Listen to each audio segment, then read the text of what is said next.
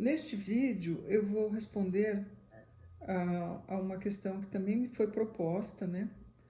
Quando falei sobre a adaptação de crianças nas creches, uma pessoa me pediu para falar sobre a importância da relação das meninas com os pais, né? Porque nos vídeos de psicologia, geralmente a gente procura as causas associadas à relação com a mãe. Sempre a mãe é uma figura central nas análises, né? Então, essa pessoa me desafia a tecer considerações a respeito da figura paterna na inter-relação com a filha. Olha, o pai, na dinâmica entre a mãe e o bebê, ele entra inicialmente, né, na relação com a mãe. Como esse pai se apresenta nessa relação com a mãe, o como ele ama, o quanto eles sofrem, o quanto eles brigam, vai interferir nas primeiras etapas mais diretamente na inter-relação com a mãe. Contudo, o pai passa a ser figura central a partir de aproximadamente o 4º ano de vida. O pai, então, entra nas definições psicossociais e sexuais das filhas e filhos, mas aqui eu pretendo falar um pouco mais sobre as filhas. O que nós vamos ter então? Né? Nós vamos ter um modelo de desenvolvimento afetivo e sexual das meninas muito associadas à figura deste pai. É muito comum a gente ter, por exemplo, meninas que têm horror aos seus pais, que dizem que a relação com o pai foi muito ruim, e a partir daí acabam desenvolvendo um tipo de androfobia, né? Assim, olha, eu não quero homens na minha vida, né? E acabam restringindo as relações afetivas com homens em função de uma figura masculina terrorífica. Outras possibilidades são o pai ser um pai bastante protetor, muito carinhoso e acabar oferecendo um modelo de oposição ao genro muito forte, né? E precisa ser um genro muito bom para derrubar um pai muito bom, porque a menina sai da paixão do pai, do colo do pai, para se apaixonar futuramente por um namorado. Se esse pai for um grande modelo, ele pode ter um grande genro. Se ele não for um grande modelo, não adianta ficar chincalhando o genro, porque ele também teve uma participação significativa na escolha desse parceiro da filha. Por quê? Nós montamos uma matriz psíquica até o 6º ano. Então, a gente estrutura modelos afetivos, modelos de relacionamentos, e nós passamos, a partir do 6º ano, a repetir isso. Nós temos uma tendência a repetir os primeiros modelos. Então, as relações que nós vamos estabelecer com o pai, nós buscamos depois no mundo externo. Um pai que é muito negativo, muito castrador, ele pode definir o que nós vamos chamar de dedo podre, que é aquilo que as meninas vão sempre encontrar um homem que se assemelhe de alguma forma a aspectos da relação que ela teve com o pai.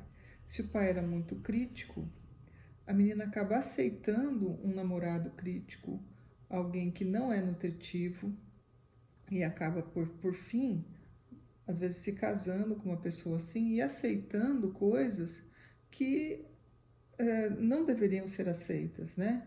Relações abusivas, relações intrusivas.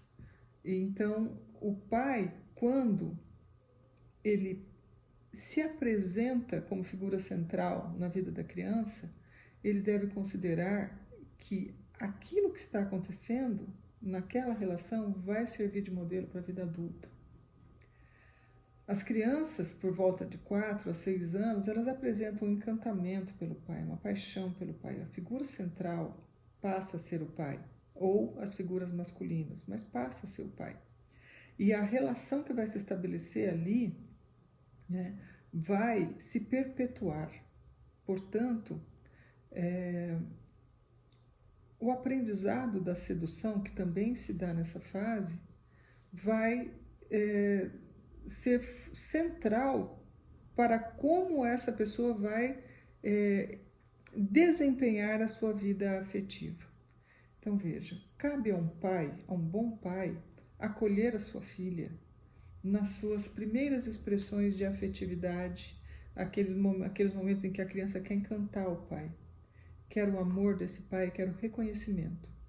O pai não pode ser tão afetivo a ponto de incubar uma paixão que não possa ser quebrada por um outro que efetivamente vai poder se relacionar afetiva, sexualmente com essa criança, que quando se tornar uma adulta vai poder ter relações afetivas e sexuais, constituir uma família, né? Então o pai, ele não pode oferecer o que eu vou chamar de reciprocidade edipiana, se apaixonar por aquela criança e impedir que um outro homem possa ocupar o seu lugar.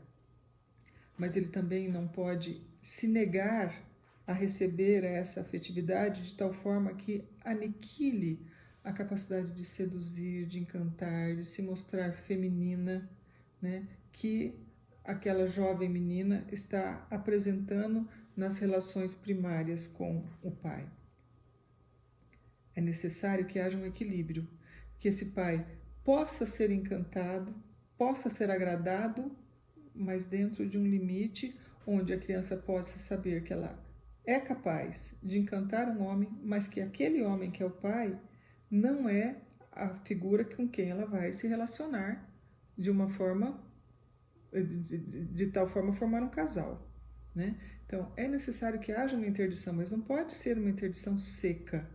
É necessário que haja uma afetividade por trás dessa interdição.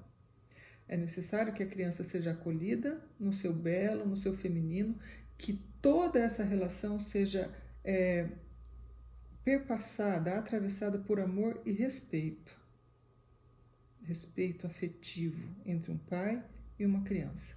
Se houver uma catástrofe, que é um atravessamento erótico dessa relação, por um adulto, que seja o pai ou que seja algum outro adulto ali, isso efetivamente será traumático, né? Então, a quebra do respeito por um atravessamento erótico é traumático, isto é terrível, né? Então, não é este o tema desse vídeo. Eu não quero falar de pais que atravessam a relação das crianças com erotismo. Eu estou falando aqui da elaboração da relação do pai com a filha. Cabe ao pai acolher as tentativas de encantamento da filha com a possibilidade de reconhecê-la como bela, como encantadora e valorizar essas questões dela, né? Interditando sempre as relações sexuais com respeito. Sabe, as manifestações, as perguntas sexuais da criança, as brincadeiras da criança, elas devem ser interditadas com respeito e com carinho. Se essa dinâmica, ao invés de ser afetiva, respeitosa, ela for crítica, desaprovadora, nós teremos uma formação de personalidade de meninas que se sentem desaprovadas. São aquelas meninas interessantes, futuramente, né, jovens interessantes, encantadoras, que estão sempre com namorados muito aquém delas. Sabe, que você vê uma menina interessante com um grande babaca. Muitas vezes isso é presente da relação seca, da relação de cobrança entre aquela criança com aquele pai. Então, em síntese, né? O pai entra como figura central no desenvolvimento infantil a partir do 4º ano.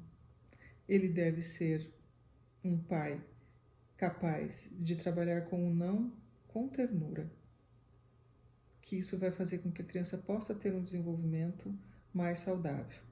Os pais muito distantes, eles podem ter filhas que acabam ficando distantes de modelos masculinos positivos, ou pais que são muito presentes, eles acabam tendo filhas que não conseguem sair do colo paterno e acabam tendo sempre namorados que são muito aquém do que essas meninas poderiam ter como parceiros. Então, relação pai e filha foi o tema de hoje. Até a próxima.